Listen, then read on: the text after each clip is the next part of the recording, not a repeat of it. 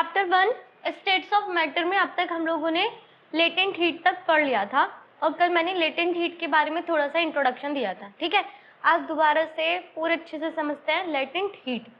और आज जो भी टॉपिक होना है ना वो बहुत ज़्यादा इम्पॉर्टेंट होना है इससे, और इसके बाद आएगा इवापोरेशन।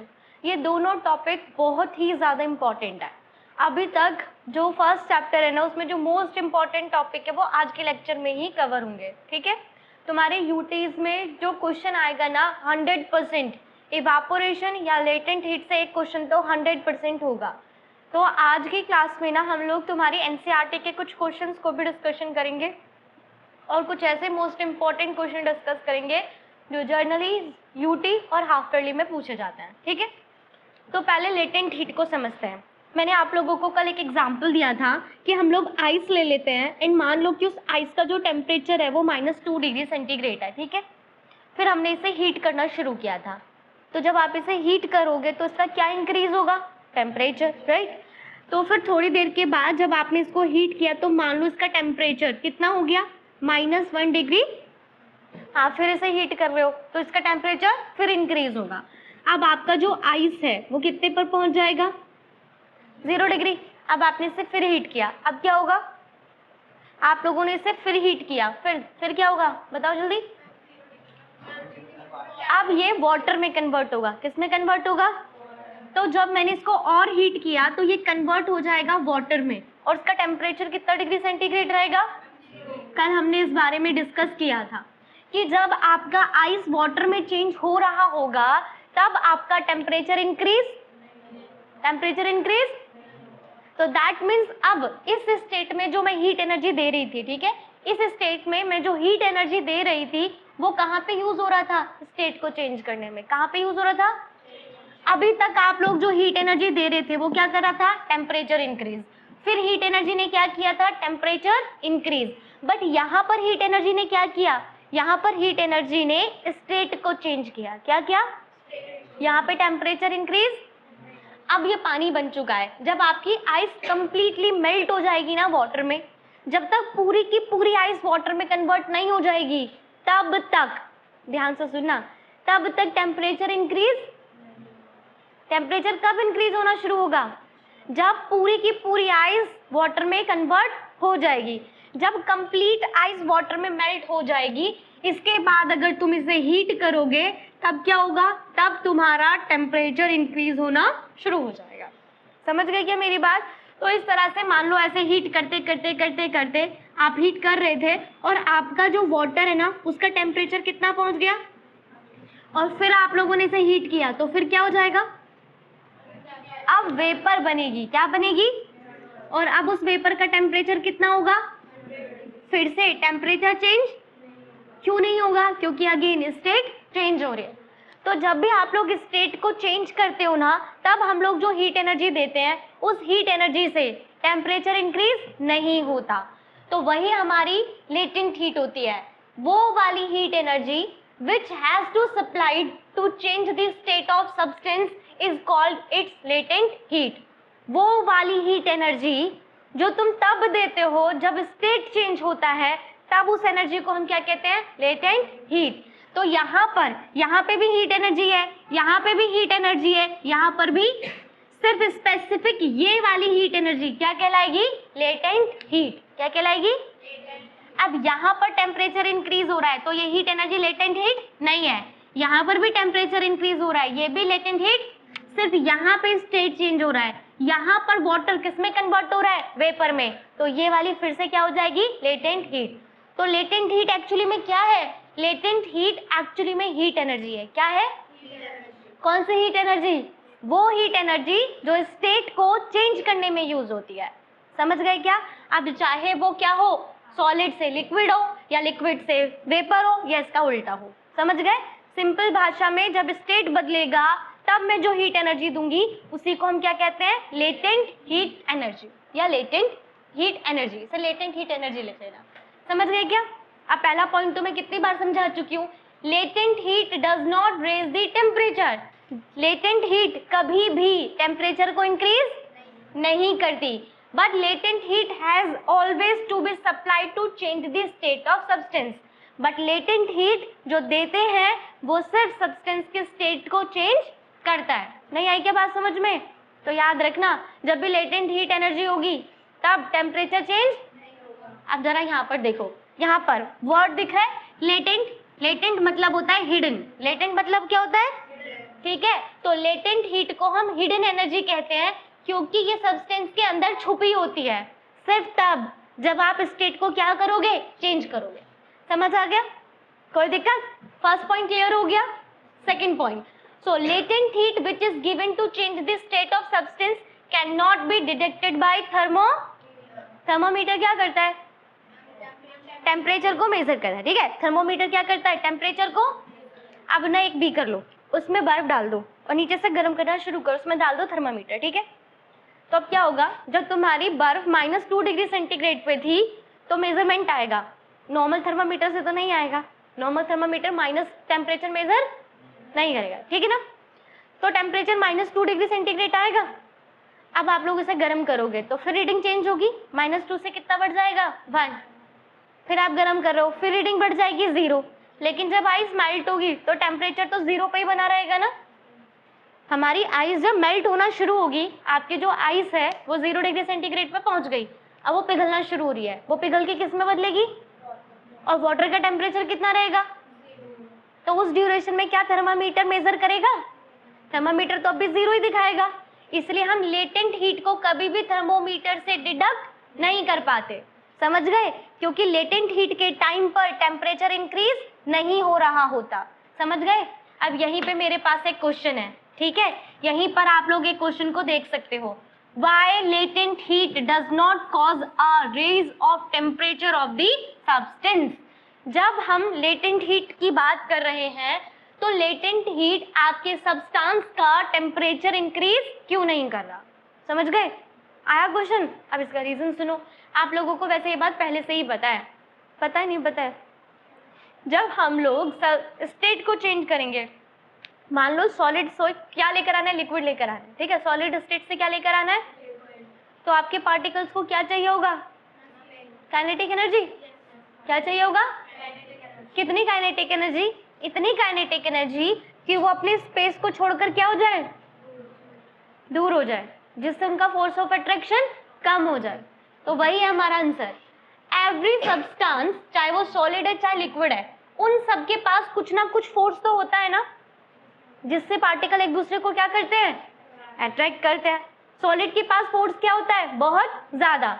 लिक्विड के पास फोर्स कम, और गैस के पास फोर्स सबसे ही कम। सही है? तो उन्होंने कहा कोई भी सब्सटेंस हो, चाहे सॉलिड है चाहे लिक्विड है, उनके पार्टिकल्स के बीच में कुछ ना कुछ तो फोर्स हमेशा होता है जो उन्हें हमेशा साथ में रखता है। सही बात है ना? सारे पार्टिकल्स एक साथ होंगे, किसकी वजह से? क्योंकि उनके बीच में क्या है? एक फोर्स ऑफ, ताकि वो सब साथ में जुड़े रहें। सही है? अगर इन दो पेन के बीच में फोर्स है तभी तो ये दोनों एक साथ है। अगर फोर्स नहीं है तो इसकी जहां मर्जी वहां जाएगा, इसकी जहां मर्जी वहां जाएगा। सही है? तो हम लोगों ने पढ़ा था सॉलिड, लिक्विड, गैस सभी के पार्टिकल के बीच में फोर्स होता है, पर सॉलिड में सबसे ज्यादा, लिक्विड में कम, और गैसेस स्टेट में। अब क्या होता है, अब जब आप सब्सटेंस के स्टेट को चेंज करने जा रहे हो, किसको चेंज करने जा रहे हो? तो जैसे सॉलिड को लिक्विड में लाना चाह रहे हो, तो वो जो बहुत ज्यादा फोर्स है उसे तोड़ के पार्टिकल्स को कहाँ पे ले जाना है? दूर लेके जाना है। सॉलिड से कौन सी स्टेट लेकर आनी है? लिक्विड।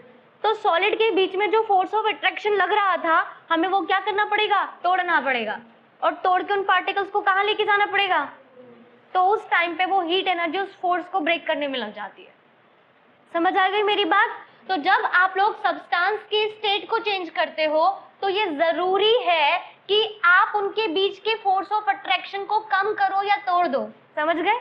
तो लेटेंट हीट वही एनर्जी देती है। ठीक है, जो लेटेंट हीट होती है वो वही एनर्जी होती है जो उनके बीच के फोर्स को क्या करेगी? ओवरकम करेगी। उनके बीच के फोर्स को क्या करेगी? कम कर देगी, ताकि आपके पार्टिकल्स का फोर्स कम हो और वो थोड़ा दूर दूर चले जाएं। तो अब उनका फोर्स क्या हो जाएगा? कम हो जाएगा। समझ गए क्या मेरी बात? तो यहाँ पर वही है, latent heat does not increase the kinetic energy of particle of substance. Latent heat energy हमारे पार्टिकल्स की काइनेटिक एनर्जी को चेंज, ये उनके बीच के फोर्स को क्या कर देती है? कम कर देती है। सॉलिड के बीच का फोर्स क्या था, बहुत ज्यादा। अब इसके बीच के फोर्स को मुझे क्या करना पड़ेगा, कमजोर बनाना पड़ेगा। क्या बनाना पड़ेगा, ताकि वो थोड़े डिस्टेंस पे चले जाएं। समझ गए? तो हमारी latent heat energy kinetic energy को इंक्रीज नहीं करती है, ये उनके बीच के फोर्स को कम करती है। क्या करती है, उनके बीच के फोर्स को, समझ गए, जिससे कि स्टेट चेंज हो जाए। आ गया समझ में, क्लियर हो गया? तो लेटेंट हीट एनर्जी वो एनर्जी है जो क्या करती है, जो हमारे टेम्परेचर को चेंज नहीं करती, सिर्फ किसे चेंज करती है, स्टेट को। ठीक है, किसे चेंज करती है। और second point, latent heat energy कभी भी काइनेटिक एनर्जी को इंक्रीज, ये सिर्फ उनके बीच के फोर्स ऑफ अट्रैक्शन को वीक बना देती है। समझ गए मेरी बात को? अब हमारे पास लेटेंट हीट कितने टाइप की है, दो टाइप की। एक लेटेंट हीट ऑफ फ्यूजन और एक latent heat of vaporisation. Fusion में क्या होगा, सॉलिड लिक्विड स्टेट में आएगा। तो जब सॉलिड को लिक्विड स्टेट में लाना होता है, उस टाइम पे जो लेटेंट हीट एनर्जी होती है उसे हम लेटेंट हीट ऑफ फ्यूजन बोलेंगे। And latent heat of vaporisation क्या होगा, जब लिक्विड को गैसेस स्टेट में लाना होगा तो जो हीट एनर्जी सप्लाई करेंगे उसे लेटेंट हीट ऑफ वेपराइजेशन बोलते हैं। समझ गए? बस यहाँ के स्टेटमेंट में थोड़े थोड़े चेंजेस हैं, जरा ध्यान से देखना। Latent heat of fusion for melting of solid, ठीक है ना, यहाँ पे हम सॉलिड को क्या कर रहे हैं, मेल्ट कर रहे हैं। और सॉलिड मेल्ट होके किस में कन्वर्ट हो जाएगा, लिक्विड। तो हमें क्या देना है, सॉलिड को लिक्विड में लाने के लिए क्या देना है, heat energy, latent heat energy. और एनर्जी की यूनिट क्या होती है, जूल। एनर्जी की यूनिट क्या होती है, अब ध्यान से सुनना, कितने सॉलिड को मेल्ट करना है, 1 kg। कितने सॉलिड को मेल्ट करना है, तो अब इसकी डेफिनेशन ऐसे होगी, 1 kg सॉलिड को, ठीक है ना, 1 kg सॉलिड को मेल्ट करने के लिए जितनी जूल हीट एनर्जी देनी पड़ रही है उसको हम कहते हैं लेटेंट हीट ऑफ फ्यूजन। तो आपको इसकी डेफिनेशन में क्या क्या देना है, आपको 1 किलोग्राम लिखना जरूरी है। समझ गए क्या? डेफिनेशन देखो, latent heat of fusion for melting of solid is the quantity of heat, ये वो हीट की क्वांटिटी है जूल में जिसे जरूरत है 1 किलोग्राम सॉलिड को लिक्विड में बदलने के लिए, जबकि उनमें कोई टेम्परेचर चेंज, समझ गए? तो इसकी डेफिनेशन में क्या जरूरी है, इसकी डेफिनेशन में आपके लिए जरूरी है 1 kg सॉलिड को कन्वर्ट करना है लिक्विड में, टेम्परेचर चेंज ना हो। तो इस प्रोसेस में जो हमने एनर्जी जूल में दी है उसी को आप लेटेंट हीट ऑफ फ्यूजन कहते हो। फॉर एग्जाम्पल आप लोग इसे याद कर लेना, जब मैं 1 किलोग्राम बर्फ लेती हूँ, ठीक है, हम क्या लेते हैं, 1 kg आइस। तो आप लोग जब 1 kg आइस को मेल्ट करोगे, क्या करोगे, और किस में कन्वर्ट करोगे, वाटर। कितने डिग्री के टेम्परेचर पे, 0 ही, टेम्परेचर चेंज। तो हमें 1 किलो बर्फ को पिघलाने के लिए 3.34 इंटू 10⁵ जूल एनर्जी देनी पड़ती है।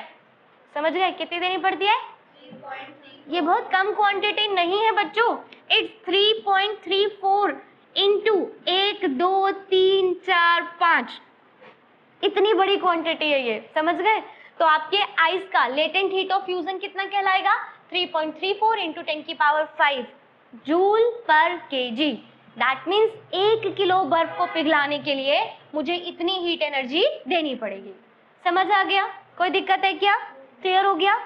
अब जरा ध्यान से सुनो, यहीं से हम लोगों ने एक नेक्स्ट क्वेश्चन बनाया है। क्वेश्चन बहुत अच्छा है, बहुत सिंपल है, आप लोगों को अभी तक समझ आ गया होगा। क्वेश्चन है, जब आप किसी सॉलिड को मेल्ट करते हो तो मेल्ट करने के लिए आपको क्या करना पड़ा, उसे गर्म करना पड़ा, तो इसका टेम्परेचर वही रहा, टेम्परेचर चेंज, तो हीट कहाँ गई, अभी बताई तो थी, हीट कहाँ गई, कहाँ गई थी हीट, फोर्स को ओवरकम करने में, है ना। जो मैं उसे गर्म कर रही थी, जब मैं उसे हीट दे रही थी, तो वो हीट एनर्जी कहाँ जा रही थी, उनके बीच के फोर्स को ओवरकम करने में। एंड जब फोर्स ओवरकम होगा तो सॉलिड से अपने आप क्या आ जाएगा, लिक्विड। समझ गए? तो हम लोगों ने बोला है क्या, this heat energy is used up in changing the state of solid substance by overcoming the force of attraction between its particle. ये एनर्जी खर्च हो गई, कहाँ खर्च हो गई, सब्सटेंस को चेंज करने में। अब चेंज कैसे होगा, उनके बीच के फोर्स को ओवरकम करके। समझ आ गया? अब आप लोगों का एक और क्वेश्चन है, नेक्स्ट क्वेश्चन देखो, Why the temperature of melting ice does not rise even though heat is being supplied continuously? अब ये क्वेश्चन भी तो वही है पीछे क्वेश्चन की तरह, समझ गए? इन्होंने कहा टेम्परेचर क्यों नहीं बढ़ रहा जब हम लोग आइस को मेल्ट कर रहे हैं, जबकि आप तो हीट करते जा रहे हो, कॉन्टिन्यूसली हीट करते जा रहे हो। तो ये पॉइंट अभी हम लोगों ने डिस्कस किया था। क्या है आइस? क्या है? एक सॉलिड सब्सटेंस है। तो आइस के पार्टिकल्स एक दूसरे को एक स्ट्रॉन्ग फोर्स से क्या कर रहे होंगे? अट्रैक्ट कर रहे होंगे। अब ये जो फोर्स ऑफ अट्रैक्शन है, इसकी वजह से ही पार्टिकल एक दूसरे के साथ पैक्ड है। सही है? आइस की एक शेप है ना, क्यों है आइस की ऐसी शेप? क्योंकि उनके बीच में जो फोर्स ऑफ अट्रैक्शन है, क्योंकि उनके बीच में जो फोर्स ऑफ अट्रैक्शन है, उनकी वजह से पार्टिकल एक दूसरे के साथ क्या है? क्लोजली पैक्ड है। ठीक है? तो हमने कहा आइस एक सॉलिड है और सॉलिड के बीच में क्या लग रहा होता है? फोर्स ऑफ, जिसकी वजह से उसके पार्टिकल एक दूसरे के साथ क्लोजली पैक्ड रहते हैं। समझ गए? अब जब हम हीट देंगे जिसकी वजह से मेरी आइस मेल्ट होगी, वो एनर्जी यूज हो जाएगी इनके बीच के फोर्स ऑफ अट्रैक्शन को कम करने में। समझ गए क्या मेरी बात? अब जब फोर्स कम हो जाएगा तो पार्टिकल क्या हो जाएंगे? लूज। सही बात है ना? जब आप किसी चीज को रस्सी से टाइटली बांध के रखते हो तो वो क्या होते हैं? एकदम क्लोजली पैक्ड। अब रस्सी को लूज छोड़ दो तो पार्टिकल्स क्या हो जाएंगे? दूर दूर। तो आपने जो हीट एनर्जी दी उससे आपने फोर्स को क्या कर दिया? कम कर दिया। अब फोर्स को कम करने से क्या होंगे? पार्टिकल्स क्या हो जाएंगे? थोड़े से लूज हो जाएंगे और फिर कौन से स्टेट में आ जाएंगे? लिक्विड स्टेट में।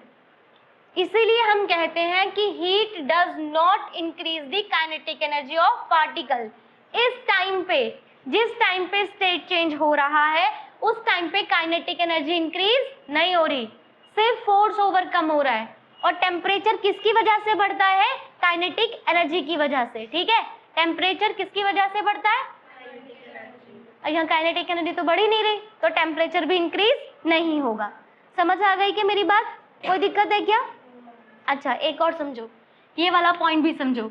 अगर मैं ये कह देती हूँ कि मेरी आइस की लेटेंट हीट 3.34 इंटू 10 की पावर 5 जूल पर केजी है, तो इस लाइन का क्या मतलब है? अगर मैं ये कह रही हूँ कि आइस का latent heat of fusion 3.34 into 10 की पावर 5 जूल पर केजी है, तो इसका क्या मतलब है?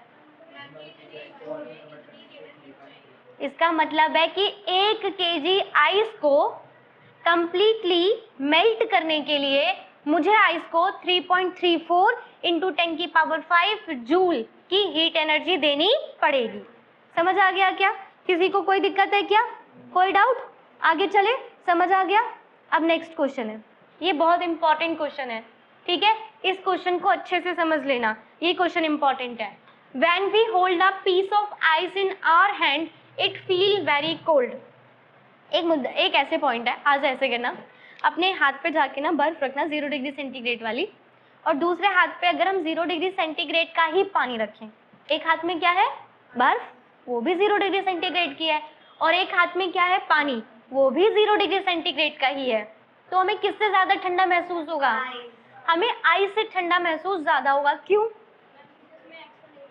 देखो, जितनी एनर्जी वाटर में है उतनी एनर्जी आइस में तो होगी, प्लस आइस में एक एक्स्ट्रा एनर्जी भी होगी। कौन सी extra energy? Latent heat of fusion वाली भी।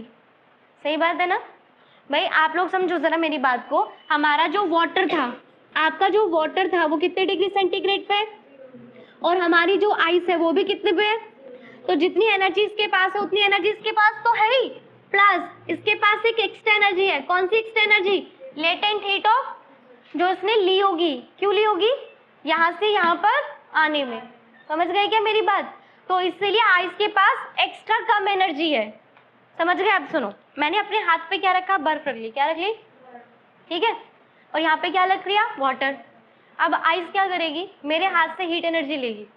आइस क्या करेगी? मेरे हाथ से कितनी एनर्जी लेगी? इतनी एनर्जी लेगी कि वो पिघलना शुरू हो जाए। वो क्या करना शुरू करे? समझ गए क्या मेरी बात? पर वाटर तो मेल्ट नहीं होगा ना, वाटर मेल्ट, वो तो मेल्ट ही है। समझ गए ना मेरी बात? तो आइस आपके हाथ से एक्स्ट्रा एनर्जी लेगी मेल्ट होने के लिए, और जब तुम्हारे हाथ से एनर्जी रिलीज होगी तो आपको कैसा महसूस होगा? समझ गए क्या मेरी बात? तो यहाँ पर ये the piece of ice held in our hand start melting slowly. जब हम लोग बर्फ को अपने हाथ पे रखते हैं तो बर्फ धीरे धीरे क्या करती है, पिघलना शुरू करेगी, और मेल्ट होने के लिए उसे क्या चाहिए, एनर्जी, और वो एनर्जी कहाँ से लेगी, आपके हैंड से लेगी। तो आपके हैंड से जब एनर्जी कम होगी तो आपको कैसा महसूस होगा, ठंडा। समझ गए क्या मेरी बात। नेक्स्ट पॉइंट है when a solid melt it absorb heat to form liquid. ठीक, जब सॉलिड मेल्ट होता है तो वो क्या करता है, हीट एनर्जी लेता है। समझ गए, सही है। तो उल्टा भी तो होता होगा ना, उल्टा भी तो, आपके हाथ में बर्फ थी, बर्फ ने पिघलने के लिए तुम्हारे हाथ से एनर्जी ली, तो अगर मैं पानी को आइस में कन्वर्ट करूंगी, सुन रहे हो ना मेरी बात को, अगर मैं पानी को आइस में कन्वर्ट करूंगी तो फिर उतनी हीट एनर्जी वो निकालेगा भी तो। दोबारा रिपीट करूं क्या, मेरे हाथ में बर्फ है, बर्फ पिघल रही है, तो वो मेरे हाथ से क्या ले रही है, और खुद अपने अंदर रख रही है, सही है ना। आइस मेरे हाथ से एनर्जी को लेके एब्जॉर्ब कर रही है। तो अगर अब मुझे पानी को बर्फ में बदलना है तो जब उल्टा भी तो करना पड़ेगा। समझ रहे हो मेरी बात को। हम ये कह रहे हैं कि मेरे हाथ में क्या है, आइस, और उसने क्या किया, एब्जॉर्ब किया। क्या किया, लेटेंट हीट एब्जॉर्ब किया, जिससे वो किस में कन्वर्ट हो गया। अब अगर वाटर से आइस लाना है तो उसे उतनी एनर्जी निकालनी भी तो पड़ेगी। तो जब आइस पानी में बदलता है तो हीट एनर्जी एब्जॉर्ब, और जब वाटर आइस में बदलेगा तो क्या करेगा, रिलीज। इसने यहाँ से यहाँ तक आने में जितनी एनर्जी ली थी, वाटर उतनी एनर्जी को क्या करेगा, निकालेगा आइस में कन्वर्ट होने के लिए। समझ गए। तो मेरा नेक्स्ट पॉइंट वही है, सॉलिड मेल्ट होने के लिए हीट एब्जॉर्ब कर रहा है लिक्विड से, मतलब लिक्विड में आने के लिए, तो रिवर्स भी तो होता है। दैट मीन्स जब आपकी लिक्विड फ्रीज होता है सॉलिड में आने के लिए, तो ठीक उतने ही अमाउंट की हीट को वो बाहर निकालेगा। समझ गए। जैसे कि आइस जब 0 डिग्री सेंटीग्रेड पर मेल्ट होती है तो ये लेटेंट हीट ऑफ फ्यूजन के बराबर हीट एब्जॉर्ब करती है। सेम तब होगा जब हमारा वाटर 0 डिग्री सेंटीग्रेड के आइस में बदलेगा। बस यहाँ पर एब्जॉर्ब हुआ था और यहाँ पर क्या होगा, रिलीज। आ गया समझ में, किसी को कोई दिक्कत, क्लियर हो गया। तो हमारा लेटेंट हीट ऑफ फ्यूजन हो गया खत्म। अब किसी को डाउट है तो जल्दी से डिस्कस करो। समझ आ गया। अब बिल्कुल सेम स्टेप्स किस में होंगे, लेटेंट हीट ऑफ वेपराइजेशन में। अब बस इसमें क्या होना है, लिक्विड को किस में लेकर आओगे।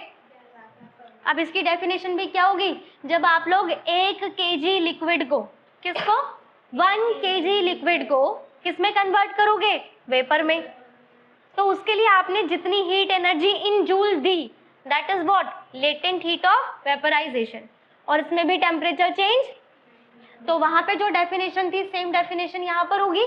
बस क्या चेंज होने वाला है, लिक्विड टू वेपर। समझ गए। वहां पर भी हम लोगों ने डेफिनेशन में क्या लिखा था, quantity of heat in joule required to convert 1 kilogram of liquid to vapour without any change in temperature. समझ गए। अब अगर आप लोग 1 किलो पानी लेते हो, कितना वाटर लेते हैं, 1 kg वाटर, और उसे मुझे किस में कन्वर्ट करना है, वेपर में कन्वर्ट करना है। कितने टेम्परेचर पे, 100 डिग्री सेंटीग्रेड पे। तो हमें कितनी एनर्जी देनी पड़ती है, 22.5 इंटू 10 की पावर 5 जूल। अगेन ये क्वांटिटी भी बहुत, ठीक है। अगर मुझे 1 किलोग्राम पानी को कंप्लीटली वेपर में कन्वर्ट करना है 100 डिग्री सेंटीग्रेड पे, तो हमें वाटर को कितनी एनर्जी देनी पड़ती है, 22.5 इंटू 10 की पावर 5 जूल। यानी ये आपके वाटर की क्या हो गई, लेटेंट हीट ऑफ वेपराइजेशन। समझ आ गया, कोई दिक्कत, सारे पॉइंट सेम है। यहाँ पर भी टेम्परेचर चेंज क्यों नहीं होगा, टेम्परेचर चेंज क्योंकि सारी की सारी एनर्जी कहाँ पे यूज हो रही है, फोर्स को ओवरकम करने में। काइनेटिक एनर्जी इंक्रीज, और काइनेटिक एनर्जी इंक्रीज नहीं होती तो टेम्परेचर भी इंक्रीज। समझ गए मेरी बात, कोई दिक्कत है क्या, क्लियर हो गया, समझ गए। तो इसमें भी सारे पॉइंट्स हैं। बस ये क्वेश्चन इंपॉर्टेंट, ये पॉइंट इंपॉर्टेंट, ये भी हमारे एग्जाम में क्वेश्चन पूछा गया है, वो बर्फ वाला पूछा गया है। ये क्वेश्चन एग्जाम में आता है कि जब आप लोग आइस को अपने हैंड में रखते हो तो आपको कोल्ड फील क्यों होता है। अब ऐसे ये भी एक क्वेश्चन है, ये भी आता है। और तुम लोगों ने ये फील भी किया होगा, जब हम लड़कियां अपने नेल पॉलिश को रिमूव करती हैं तो ठंडा ठंडा लगता है नेल पेंट रिमूवर से, वो क्या होता है, स्प्रिट। अब क्वेश्चन यही है, if we put a little of spirit at back of our hand and wave it around, this spirit evaporate rapidly. होता है यही, आप लोग स्प्रिट लो, अपने हाथ पे रखो और से फैला दो तो वो क्या हो जाता है, उड़ जाता है और आपको क्या लगने लगता है, ठंडा। क्यों? क्योंकि इवेपोरेट हुआ है तो किस में कन्वर्ट हुआ, वेपर में। पहले क्या था, लिक्विड, लिक्विड से कौन सी स्टेट में आ रहा है, तो क्या करेगा आपके हाथ से, कौन सी heat energy, latent heat of vaporisation.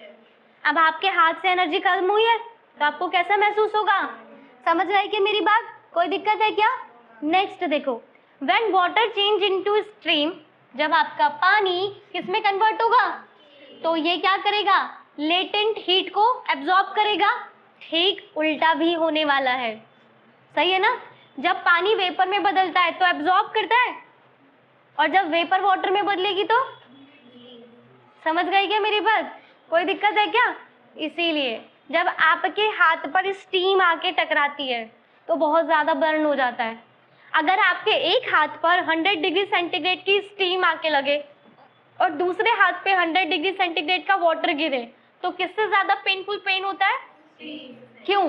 क्योंकि जब 100 डिग्री सेंटीग्रेड की स्टीम आपके हाथ से टकराई ना तो पहले वो स्टीम किस में कन्वर्ट होगी, लिक्विड में, और जब स्टीम लिक्विड में कन्वर्ट होगी तो एनर्जी निकालेगी, तो वो उतनी हीट एनर्जी तुम्हारे हाथ को देगी। तो अब तुम्हारे हाथ को हीट एनर्जी मिली, पहले तो वो जलाएगा, फिर जब वो 100 डिग्री सेंटीग्रेड के वाटर में कन्वर्ट हो गई फिर वो जलाएगा, और यहाँ पे सिर्फ 100 डिग्री सेंटीग्रेड का वाटर ही जला रहा है, तो किससे ज्यादा बर्न हुआ, स्टीम से। समझ गए मेरी बात को?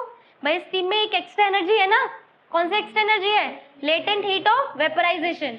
तो जब 100 डिग्री सेंटीग्रेड की स्टीम मेरे हाथ से टकराएगी तो पहले वो क्या करेगी, स्टीम से कौन सी स्टेट में आएगी, लिक्विड स्टेट में आएगी, और जब वो लिक्विड स्टेट में आएगी तो क्या होगा, मेरे हाथ को लेटेंट हीट ऑफ वेपराइजेशन वाली एनर्जी देगी। अब मेरे हाथ को बाहर से एनर्जी, और कौन सी एनर्जी थी, हीट एनर्जी, तो हाथ पहले बर्न हो गया। अब वो 100 डिग्री सेंटीग्रेड के पानी में बदल गया, इतना हाई टेम्परेचर का पानी है वो भी जलाएगा, तो यहाँ पे डबल डबल एनर्जी मेरे हाथ को मिली, इसलिए यहाँ से मेरा हाथ ज्यादा बर्न होगा। तो नेक्स्ट पॉइंट में यही लिखा हुआ है, इस पॉइंट को भी अच्छे से रीड कर लेना। समझ आ गया, कोई दिक्कत? सब्लिमेशन हम लोग पढ़ चुके हैं, पढ़ चुके हो ना सब्लिमेशन, कोई दिक्कत है क्या, पक्का क्लियर हो गया? तो अभी तक हम लोगों ने पढ़ा था, क्या पढ़ा था, स्टेट चेंज करना, क्या पढ़ा था, स्टेट।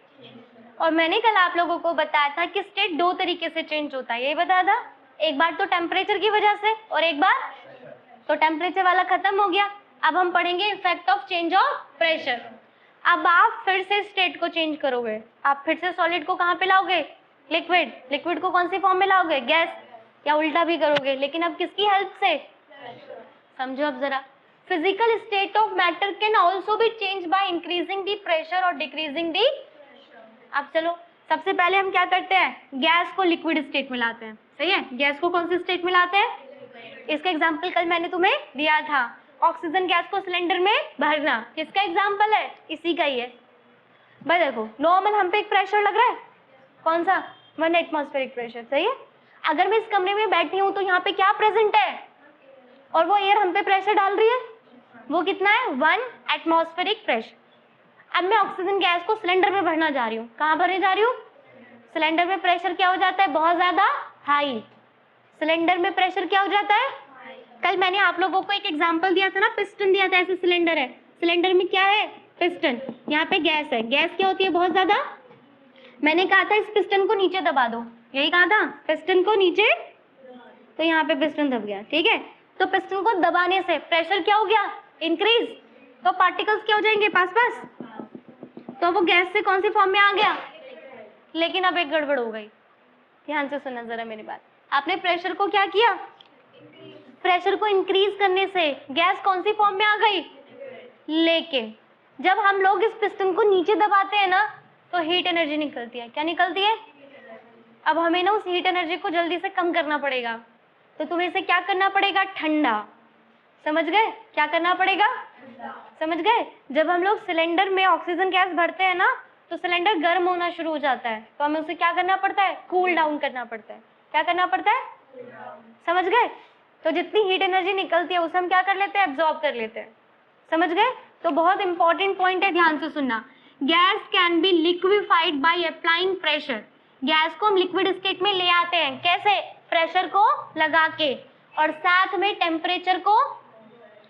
देखो जरा, when a high pressure is applied to gas, जब गैस पे बहुत ज्यादा प्रेशर लगाते हैं, दैट मीन्स आप उसे क्या कर रहे हो? कंप्रेस। सही है, क्या कर रहे हो? तो पार्टिकल क्या होंगे? पास पास आएंगे। तो उन्होंने बोला कंप्रेस मतलब आप उसके वॉल्यूम को कम कर रहे हो। And when we also lower is temperature, और साथ में हम उसके टेम्परेचर को भी क्या कर दें? कम कर दें, तो वो कौन सी स्टेट में आ जाता है? समझ गए क्या मेरी बात? तो यानी कि अगर आपको गैस को लिक्विड स्टेट में लाना है तो आप क्या कर दो? कंप्रेस कर दो और साथ में उसकी कूलिंग भी दे दो, तो गैसेस स्टेट से कौन सी स्टेट में आ जाती है? समझ गए? कोई दिक्कत है क्या?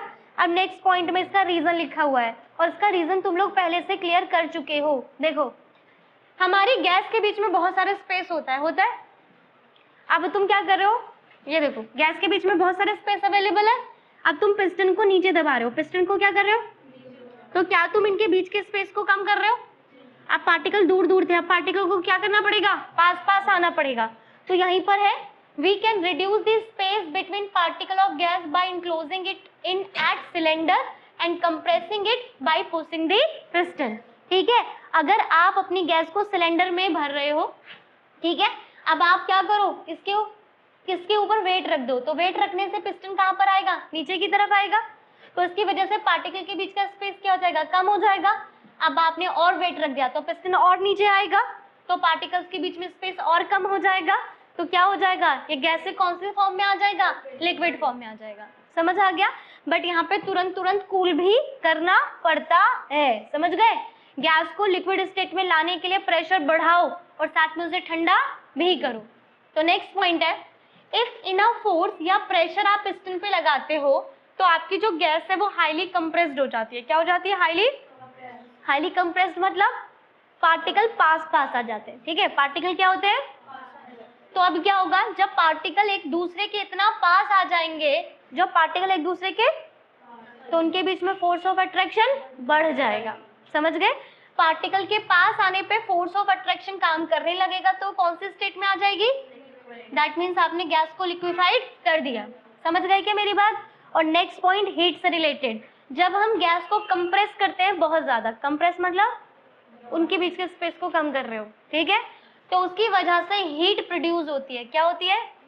तो याद रखना, जब भी कंप्रेशन होगा वहां पे हीट रिलीज होगी। समझ गए? वहां पे हीट, और क्योंकि हीट रिलीज हो रही है तो हमें क्या करना पड़ता है? तुरंत उसे ठंडा करना पड़ता है। समझ गए? तो जब भी आप ऑक्सीजन को सिलेंडर में भरते हो ना, तो कंप्रेशन तो होता है और साथ में वहां पे क्या करना पड़ता है? कूलिंग करना पड़ती है, जिससे आपकी ऑक्सीजन गैसेस फॉर्म से किस में आ जाती है? समझ गए क्या मेरी बात? कोई दिक्कत? ये नेक्स्ट पॉइंट हम ऑलरेडी कल डिस्कस कर चुके हैं, सॉलिड CO2। सॉलिड CO2 का दूसरा नाम क्या था? Dry ice. सही है?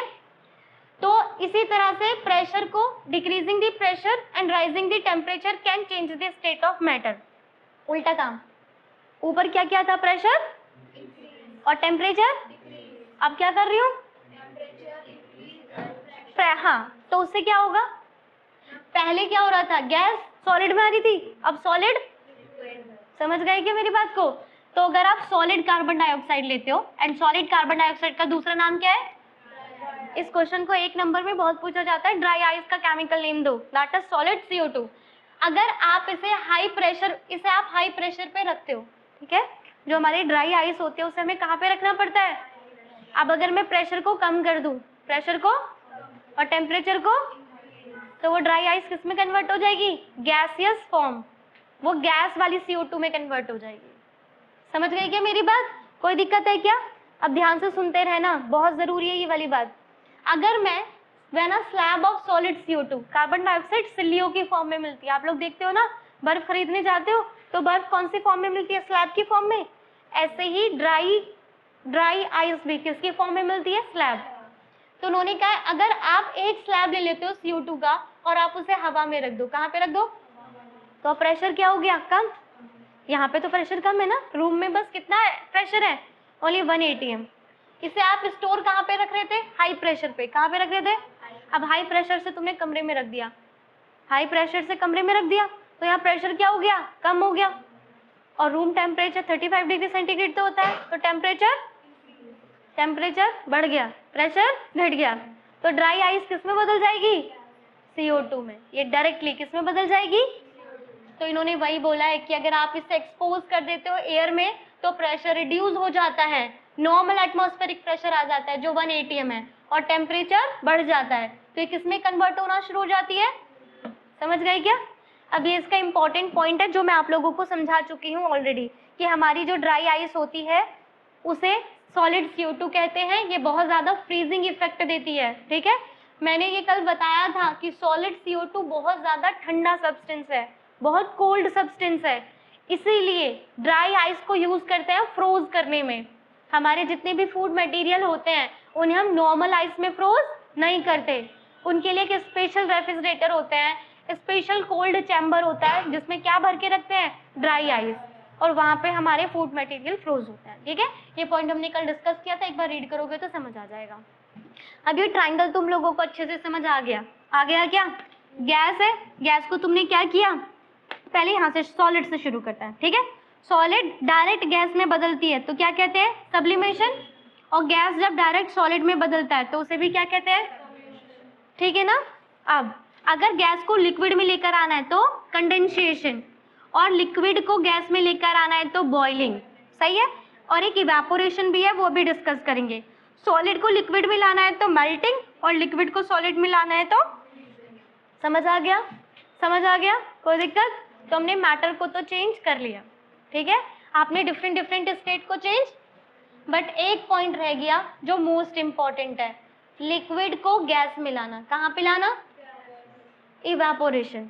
एक होता है बॉइलिंग, एक होता है, अब चलो इन दोनों में पहले डिफरेंस समझते हैं। ये टॉपिक बहुत ज्यादा important, evaporation most important topic. इससे बहुत सारे हमारे एग्जाम में क्वेश्चन आते हैं। ऐसे क्वेश्चन आते हैं, हमें समर में कॉटन के क्लॉथ्स क्यों पहनने चाहिए? हम समर में मटका अर्थन पोट में पानी क्यों भर के रखते हैं? ऐसे क्वेश्चन हमारे एग्जाम में बहुत आते हैं। अब सबसे पहले हमें ये डिस्कशन करना है कि बॉइलिंग क्या था, बॉइलिंग प्रोसेस क्या था? लिक्विड को, सही है ना, हमारी इवेपोरेशन भी यही है, लिक्विड को। तो इन दोनों में डिफरेंस क्या है? देखो, आप लोग जब कपड़ों को धूप में सुखाते हो, ठीक है, कपड़े गीले होते हैं, उनमें क्या प्रेजेंट होता है? वाटर। अब कपड़े सूख रहे हैं, मतलब मान लो कपड़े पूरे सूखे नहीं कंप्लीटली, तुम कपड़ों को जाके टच करो, क्या तुम्हारे कपड़े 100 डिग्री सेंटीग्रेड पे उबल चुके होते हैं? उबलते थोड़ी हैं, पर फिर भी सूख जाते हैं। सही कह रही हूँ क्या? तुमने अपने कमरे में पानी गिरा दिया गर्मियों में, थोड़ी देर बाद अपने आप पानी सूख जाता है ना? क्या वो पहले 100 डिग्री सेंटीग्रेड तक उबला था पानी? 100 डिग्री सेंटीग्रेड तक पानी उबला, बॉइल नहीं हुआ, पर फिर भी वेपर। तो इवेपोरेशन और बॉइलिंग में यही डिफरेंस है। बॉइलिंग में पानी पहले 100 डिग्री सेंटीग्रेड तक, और उसके बाद वो किस में कन्वर्ट होता है? वेपर। इवेपोरेशन वो प्रोसेस है जिसमें आपका पानी बॉइलिंग पॉइंट से नीचे ही, बॉइलिंग पॉइंट से किस में कन्वर्ट हो जाता है? समझ गए क्या दोनों में डिफरेंस? बॉइलिंग में कंपलसरी है कि पहले मेरा वाटर बॉइलिंग पॉइंट तक, उसके बाद किस में कन्वर्ट होगा? इवेपोरेशन वो प्रोसेस होता है जिसमें हमारा लिक्विड बॉइलिंग पॉइंट के नीचे ही किस में कन्वर्ट हो जाता है? आप पहले इसकी डेफिनेशन देख लो। The process of liquid changing into vapour, वो प्रोसेस जिसमें लिक्विड किस में चेंज हो रहा है, लेकिन बिना बॉइलिंग पॉइंट पर पहुंचे। समझ गए क्या मेरी बात? यानी इवेपोरेशन तो रूम टेम्परेचर पर भी होता तो है, रूम टेम्परेचर पे। कमरे में अगर एक कोने में पानी गिर जाए, अगले दिन तक वो पानी सूख जाता है, यानी रूम टेम्परेचर पे भी इवेपोरेशन, लेकिन इवेपोरेशन बॉइलिंग पॉइंट पे बहुत तेज होगा। अगर कम टेम्परेचर है तो इवेपोरेशन कम होगा, टेम्परेचर बढ़ाओगे तो इवेपोरेशन, कैसे समझेंगे अभी आगे, पर पहले समझो कि रूम टेम्परेचर पे भी इवेपोरेशन पॉसिबल। अगर बरसात में या विंटर्स में धूप नहीं निकलती तो क्या हमारे कपड़े सूखते ही नहीं है? सूखते हैं ना भाई, 1 दिन बाद, 2 दिन बाद, 3 दिन बाद सूखेंगे ना, सही है ना? तो यानी रूम टेम्परेचर पे भी इवेपोरेशन पॉसिबल है। अब हमें ये समझना है कि इवेपोरेशन में ऐसा क्या है। पहले कुछ एग्जांपल्स हैं इवेपोरेशन के, वो देख लो। आपके जो गीले कपड़े होते हैं वो इवेपोरेशन की वजह से ही क्या हो जाते हैं, सूख जाते हैं। जो रेन ड्रॉप्स होती हैं वो भी क्या होती है, इवेपोरेशन की वजह से सूख जाती हैं। ठीक है, हमारा जो समुद्र में नमक घुला होता है उस नमक को भी हम इवेपोरेशन की वजह से सेपरेट, ये इवेपोरेशन के एग्जाम्पल है। सही है, हमारे कपड़े सूखते हैं किसकी वजह से, अगर बारिश पड़ जाए तो सड़क अपने आप सूख जाती है ड्यू टू, समझ गए। और अगर हमें कॉमन सॉल्ट निकालना है नमक के पानी से तो भी हम कौन सा प्रोसेस यूज करते हैं। अब इवेपोरेशन का रीजन समझ लेते हैं कि इवेपोरेशन होता क्यों है। ठीक है, क्या रीजन है कि इवेपोरेशन होता है, समझाऊं क्या। देखो, हमारा जो लिक्विड होता है ना उसका जो सरफेस होता है, ऐसे समझो, ये मेरे पास एक कंटेनर है और इस कंटेनर के अंदर मैंने क्या भर के रखा हुआ है, जो सरफेस वाले है ना, जो सरफेस वाले मॉलिक्यूल्स हैं इनके पास कुछ एक्स्ट्रा एनर्जी होती है और इनके अंदर वालों के पास कुछ एनर्जी कम होती है। सही है, सिर्फ सरफेस वाले जो पार्टिकल्स होते हैं ना सिर्फ उनके पास एक एक्स्ट्रा एनर्जी होती है। ठीक है, तो यही इसका रीजन भी है। Some particles in liquid always have more kinetic energy than other. ठीक है, लिक्विड के कुछ पार्टिकल्स की काइनेटिक एनर्जी ज्यादा होती है कंपेयर टू अदर, और वो कौन से पार्टिकल्स होते हैं, सरफेस वाले। अब उनके पास इतनी काइनेटिक एनर्जी होती है कि वो सरफेस को छोड़कर चले जाए, वो सरफेस को छोड़ के, और जो सरफेस को छोड़ के चला गया वो क्या बन गया, वेपर। क्या बन गया, समझ गए क्या। So even when liquid is well below it's boiling point, तो अगर आपका लिक्विड बॉइलिंग पॉइंट से नीचे है तब भी कुछ पार्टिकल के पास इतनी एनर्जी तो होती है कि वो फोर्स को तोड़ दे। ये जो पार्टिकल है वो नीचे वालों से अट्रैक्ट तो हो रहे होंगे ना, हो रहे होंगे या नहीं भाई, फोर्स ऑफ अट्रैक्शन है तो ये पार्टिकल नीचे वालों से अट्रैक्ट, बट इनके पास इतनी एनर्जी है कि इस फोर्स को तोड़ दें और कहाँ चले जाएं, बाहर, फोर्स को ब्रेक कर दें और कहाँ चले जाएं। समझ गए क्या मेरी बात। तो इन पार्टिकल्स के पास इतनी एनर्जी होती है कि ये फोर्स को ब्रेक कर दे और अपने सरफेस को छोड़कर किस में कन्वर्ट हो जाए। समझ गए क्या मेरी बात। तो यानी कि जो लिक्विड में सबसे तेज चलने वाले पार्टिकल्स होंगे उनके पास काइनेटिक एनर्जी सबसे, और वो सरफेस को आसानी से छोड़ देंगे और किस में कन्वर्ट हो जाएंगे। समझ गए क्या मेरी बात। तो समझ आ गया इवेपोरेशन कैसे होता है। तो इवेपोरेशन वो प्रोसेस है जिसमें सरफेस वाले पार्टिकल सरफेस को छोड़ के अब दूसरा सरफेस बन जाएगा, अब उसके पार्टिकल छोड़ के जाएंगे, फिर तीसरा सरफेस, फिर, और ऐसे करते करते पूरा पानी किस में कन्वर्ट हो जाता है। समझ आ गया क्या, कोई दिक्कत है क्या। अब इवेपोरेशन से रिलेटेड कुछ फैक्टर्स हैं जो एग्जाम में बहुत ही आते हैं। ठीक है, मतलब ये पूछा जाता है इवेपोरेशन को कैसे बढ़ा सकते हैं, इवेपोरेशन को कैसे घटा सकते हैं, और कुछ और भी पॉइंट्स हैं वो हम डिस्कस करेंगे कल। ठीक है, कल चैप्टर खत्म हो जाएगा। ठीक है, तो आज के लिए इतना, थैंक यू।